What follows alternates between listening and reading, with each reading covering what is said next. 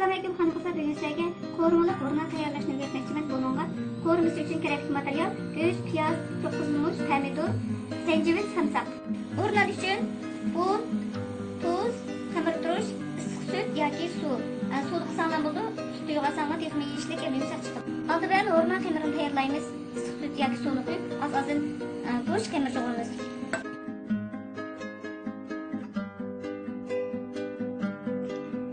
Mana yumshoq qilib xamir yo'g'irib oldik, endi og'zini yeyib qo'yib oldik.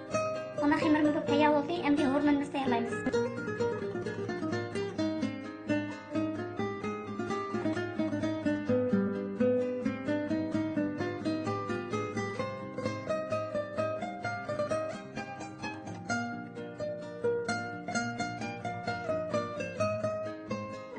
Xamirni tayyor qildik, endi moylaymiz. Qo'sh moylab qo'ysak chaplashib qoldi. Shunday kerak moylaymiz. Moylab to'g'andan keyin buni qatlab cho'qi bilan besib chiqaramiz. Yana bir besib, yana bir besib, yana bir besib chiqaramiz. Andan keyin alqatlarni chaplashtirib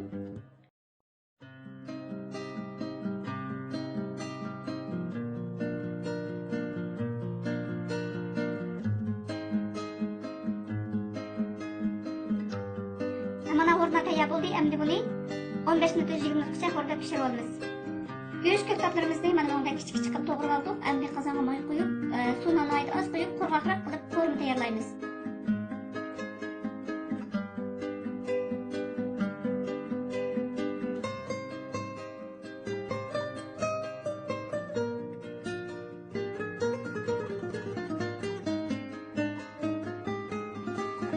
Mana qo'rmalar